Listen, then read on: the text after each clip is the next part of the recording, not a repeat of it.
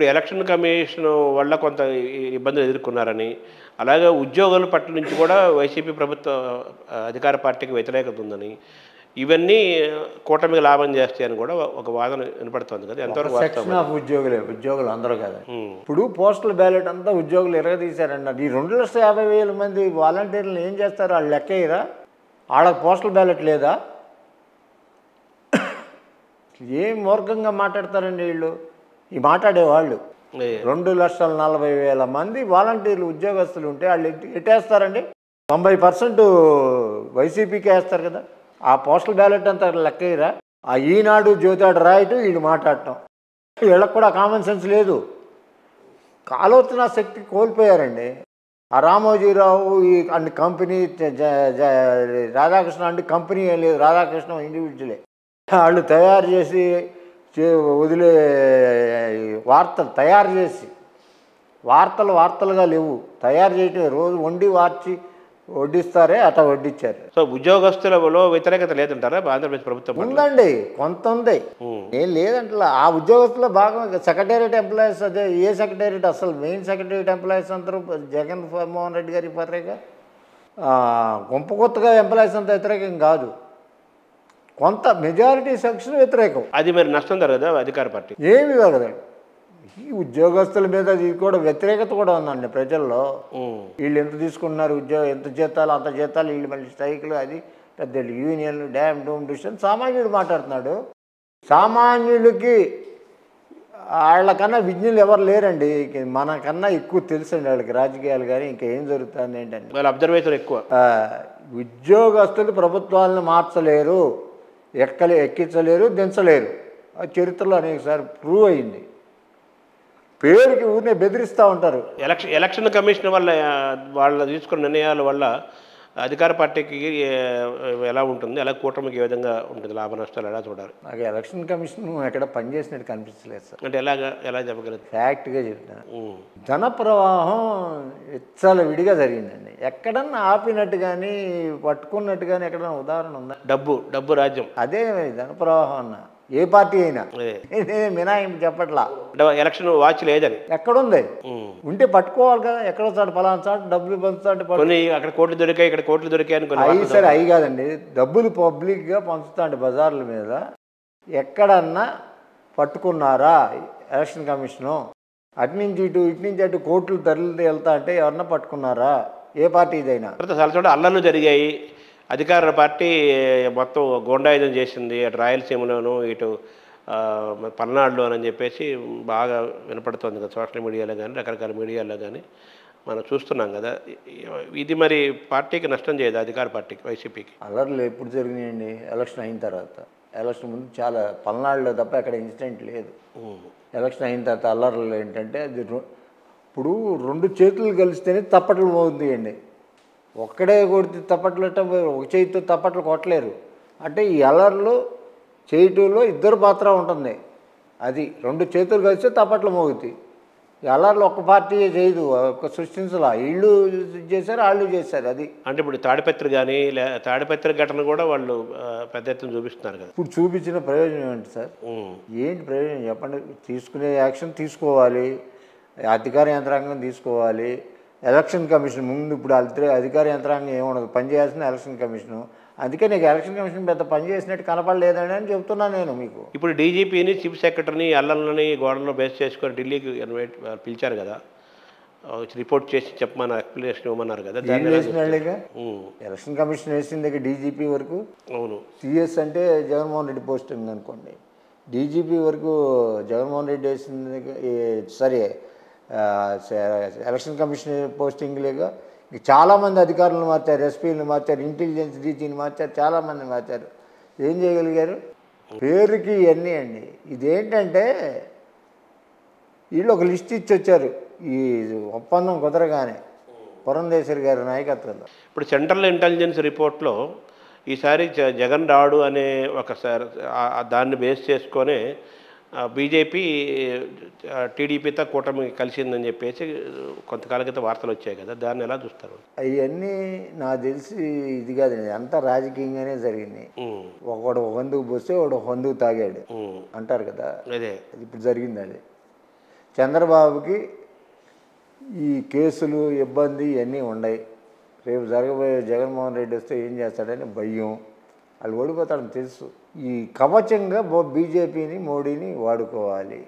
సరే మోడీ గారు నన్ను ఎంత తిట్టాడు కదా మనసులో అవి పెట్టుకుని అట్టగే ఉండి ఆయన కూడా నటించాడు. ఏదో మనకు కూడా 4 సీట్లు పడతాయి పెరుగుతాయి అవి కలిస్తే మనకు పరిగెరుకోవచ్చు మనం కూడా అనే ఉద్దేశంతో వాళ్ళు బీజేపీ అధినాయకత్వం కానీ ఏది కానీ అట్టా చేశారు. ఒకడు ఒక అందుకు పోస్తే ఒకడు ఒక అందుకు తాగాడని. అంటే నరేంద్ర మోదీ నటిస్తున్నాడు, చంద్రబాబు నటిస్తున్నాడు అని అర్థం, అంతే కదా? చంద్రబాబు నటిస్తున్నాడు, నరేంద్ర బాబు నటిస్తున్నాడు. చంద్రబాబు మాత్రం అతను దీనికోసమే, ఎగ్జిస్టెన్స్ కోసం. ఎలక్షన్ తెలుసు వాళ్ళకి ఓడిపోతారని. ఎలక్షన్ అయిన తర్వాత ఏంటి నా పరిస్థితి అనేది, నా అబ్బాయి పరిస్థితి ఏంటి? ముందు జాగ్రత్త చర్యగా వెళ్ళి ఆయనతో మోడీతో కలిసిపోయాడు అంటారు. అవును, 2-3 రోజులు అక్కడ వెయిట్ చేసి మోడీ ఇంటర్వ్యూ ఇచ్చాడా మీకు చెప్పండి? కూటమి ఏర్పడక ముందు ఎన్నిసార్లు వెళ్ళాడు ఢిల్లీ, ఎన్నిసార్లు తిరిగి వచ్చాడు? అయితే మోడీ అని నటిస్తున్నాడు చంద్రబాబుతో అంటారు. ఆ కష్ట ఎక్కడ పోతుందండి? నా కుటుంబం ఉంది, నాడి కుటుంబం లేదు, ఎన్ని మాట్లాడాడు.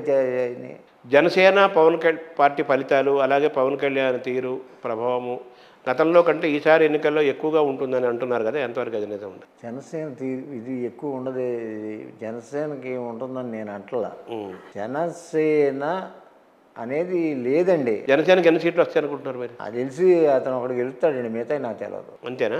పవన్ కళ్యాణ్ మాత్రం గ్యారంటీ గెలుస్తాడు పిఠాపురంలో. ఓకే, ఆయన ప్రభావం ఏముంది? జనసేన ప్రభావం ఏమీ లేదు. జనసేన అనేది ఎక్కడ ఉంది సార్? కాంగ్రెస్ తెలుగుదేశంలో కలిసిపోతే వాళ్ళ సీట్లు వీళ్ళు సీట్లు వాళ్ళ క్యాండిడేట్లు ఇక్కడ పోటీ చేయటం ఇవన్నీ టెక్నికల్ గా మారినా కానీ పైకి జనసేన కనిపిస్తుంది కదా. పేరుకి జనసేన గుర్తుంటుంది, గాజు గ్లాస్. అదే గాజు గ్లాస్ గుర్తు చాలా కాన్స్టిట్యూన్సీలో వేరే వాళ్ళకి కూడా వచ్చినాయి. ఇప్పుడు ఆ గాజు గ్లాస్ గుర్తు కూడా లాభ నష్టాలు దాన్ని ఎలా చూడాలి సార్? గాజు గ్లాస్ వాళ్ళకే నష్టం, మనకి వైఎస్ఆర్సీపీకే నష్టం. ఒకవేళ జరిగితే వాళ్ళకే నష్టం. లేటెస్ట్ కూడా ఏదో ఇంటెలిజెన్స్ రిపోర్ట్ వచ్చింది, మళ్ళీ చంద్రబాబు ముఖ్యమంత్రి అయిపోతున్నాడు అని చెప్పేసి. అదేనండి, నిన్నే నాకు విజయవాడ నుంచి ఫోన్ వచ్చింది. నేను ఇప్పుడు హైదరాబాద్లో ఉన్నా కదా, ఒక తెలుగుదేశం వాళ్ళు చెప్పారంట, ఒకళ్ళు నాకు ఫోన్ చేశారు. సెంట్రల్ ఇంటెలిజెన్స్ రిపోర్ట్ వచ్చింది, అది గవర్నర్కి ఇచ్చారు. గవర్నర్కి ఇస్తే governor Delhi central intelligence, state intelligence గవర్నర్కి ఇచ్చారు. గవర్నర్కి ఇస్తే అది ఢిల్లీ పంపించారు. రేపో ఎల్లుండో చంద్రబాబుని పిలుస్తారు. అంటే టైం ఉంది కదా, ఎలక్షన్ ఇంకా 20 రోజులు అయినా సరే కొంచెం ప్రిపేర్ అయి ఉండమని చెప్తారండి.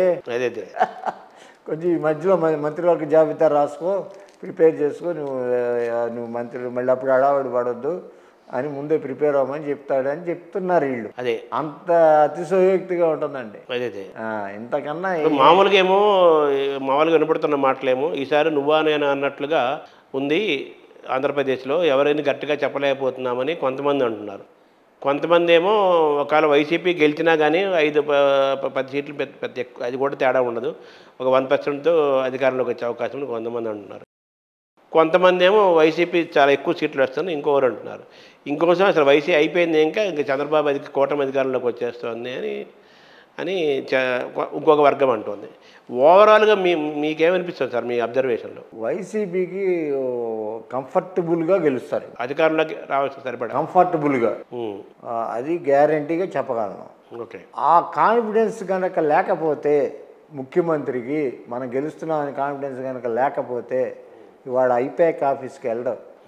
పూర్తి కాన్ఫిడెన్స్లో ఉన్నాడు, పూర్తి జోష్లో ఉన్నాడు ఆయన. It is self A signal. ఇంకొక సిగ్నల్ చెప్తా, మామూలుగా జనరల్గా ఇక్కడ తెలంగాణలో కూడా జరిగింది. రిజల్ట్స్ వస్తానే కొంతమంది ఐపీఎస్ ఆఫీసర్లు, ఐఏఎస్ ఆఫీసర్లు, ఇప్పుడు ఐఏఎస్ ఆఫీసర్లు, ఐపీఎస్ ఆఫీసర్లు మొత్తం జగన్ దగ్గరికి వెళ్తున్నారు.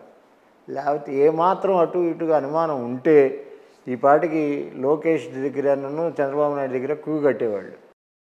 కానీ ఆ క్యూ ఇక్కడ నడుస్తుంది. అంటే దాని అర్థం మళ్ళీ అధికారంలోకి వస్తాడని సంకేతం. ఇప్పుడు జగన్ లండన్ టూర్ వేసి పెట్టుకున్నాడు కదా, యూరోప్ టూర్ జగన్. ఆ టూర్ పైన కూడా బోల్డ్ విమర్శలు వచ్చాయి. ఈయన కావాలి పారిపోతున్నాడు, రేపు అరెస్ట్ జరుగుతున్న ఉద్దేశంతో అన్నారు కదా, దాన్ని ఏమంటారు? దాన్ని మూర్ఖులు కనర్ వినర్ మేల్కొనరు. ఇంతకన్నా నీచమైన ఆరోపణలు ఇంకోటి ఉండవు. వాళ్ళ పిల్లలు చదువుతున్నారని అక్కడ లండన్లో చదువుకుంటున్నారు, 2 ఆడపిల్లలు, వాళ్ళు బ్రహ్మాండమైన మార్కులు వచ్చినాయి, పెద్ద ప్రెస్టీజియస్ ఇన్స్టిట్యూషన్స్లో చదువుకుంటున్నారని ప్రపంచం అందరికీ తెలుసు. ఆ చోట వాళ్ళ పిల్లల దగ్గరికి వెళ్తే కూడా రాజకీయమా? ఇంతగా నీచత్వం ఉంటుందండి రాజకీయాల్లో. పరాకాష్ఠకి వెళ్ళిపోయింది అండి. పరాకాష్ట.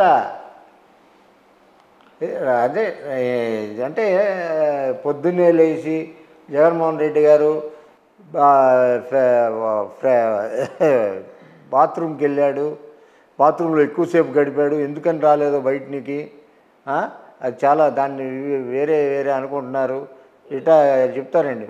వాష్రూమ్కి ఈ స్థాయికి ఎన్నిసార్లు ఏదో జగన్మోహన్ రెడ్డి అసలు రోజుకి 10-15 సార్లు వాష్రూమ్కి వెళ్తున్నాడు, ఇది భయపడిపోయి అని కూడా చెప్తారు. అంటే ఈ స్థాయికి దిగజారిపోయారంటారు. అంతా దిగజారిపోయారండి.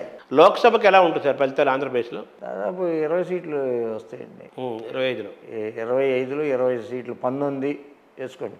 పోయినసారి కూడా కొంత తగ్గుతాయి అనుకుంటున్నాను. తగ్గుతాయి అని మరి వస్తే చూడాలి మరండి. ఆయన వైనాట్ 175 అనే ఒక కాన్ఫిడెన్సు, అలాగే నా పాలన నచ్చితే ఓటేయండి లేకపోతే లేదు అన్నారు కదా, ఇవి అని ఇంపాక్ట్ ఉంటుందా? నా పాలన నచ్చితే ఓటేయండి అంటే మొగాడు, మగతనం. అంతది భారతదేశంలో ఏ నాయకుడు ఇంతవరకు మాట్లాడలా. అదో పెద్ద గ్లామర్ అయిపోయిందండి ఆ మాటకి. ఒక హీరో ఇమేజ్ వచ్చింది. హీరో ఇమేజ్ వచ్చిందండి ప్రజల్లో. అది రెండోది మీరు అడిగిందేంటి? వైనాట్ 175. ఇప్పుడు జనరల్గా కార్యకర్తల్ని వీళ్ళని బూస్ట్కి ఎంకరేజ్ చేయడానికి ఇస్తామండి. ఒక రాజకీయ పార్టీ ఒక నినాదం ఇస్తుంది. ఆ నినాదాన్ని రీచ్ అవడానికి ట్రై చేయమని చెప్తారు. 175 అయితే 150కో 140కో ఎంతకో వస్తారుగా. అంటే చంద్రబాబును హావభావాలను గమనిస్తే మామూలుగా మామూలు చంద్రబాబు గంభీరంగా ఉంటాడు, అది అందరికీ తెలిసిందే. సరే మొన్నటిదాకా కొంత భయము కొంత అది కనిపించేది. కొంతకాలం నుంచి చాలా హ్యాపీగా చాలా దోషుగా ఉంటున్నాడు కదా, అంటే గ్యారెంటీగా అధికారంలో వస్తామని ఆయన అని ఆయన కనిపిస్తున్నట్టుగా అనుకోవాలి దాన్ని. ఆత్మవిశ్వాసం నటిస్తున్నాడు, బయట నటిస్తున్నాడు, లోపల తెలుసు. బయటికి నటిస్తున్నాడు, అదే ఆత్మ వంచన చేసుకుంటున్నాడు. అంటే ఆ నవ్వుతూ ఉండటం అవన్నీ నటన అంటారు. కృత్రిమం అండి నవ్వటం అవన్నీ.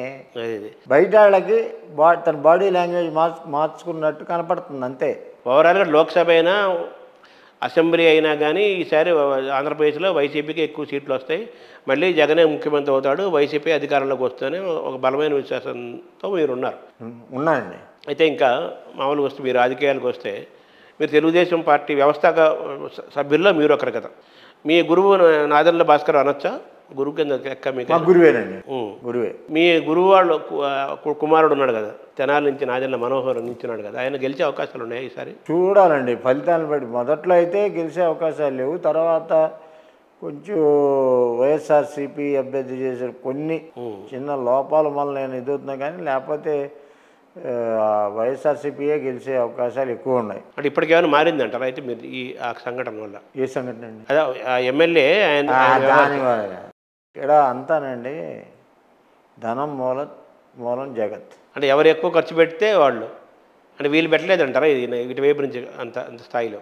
నాదెండ్ల మనోహర్ వాళ్ళు ఈ కూటమి పెట్టాడు, అంతకన్నా తక్కువ పెట్టాడు కదా నేను అనుమానం చెప్పేది. అదే ఎవరు ఎక్కువ పెడితే వాళ్ళే అంట. అంటే ప్రజాబలం కొంత అభిమానం కూడా ఉంటుంది, కొంత ప్రభావం చూపిస్తుంది, అంతా చూపిస్తుందండి. అదే ఆయన ఆలపాట ఆయన ఉన్నారు కదా, ఆయన వల్ల ఆయనకు సీట్ ఇవ్వకుండా ఇవ్వటం కూడా నష్టం అంటారు. కొంచెం ఉంటుంది ఆ వర్గం, డెఫినెట్గా మనోహర్కి ఓటేయరు. అంటే నాదెండ్ల మనోహర్ది గెలుపు గురించి కూడా మీ విశ్వాసం ప్రకటించలేకపోతారు? 100% ప్రకటించలేను. Thank you sir. నమస్తే సార్.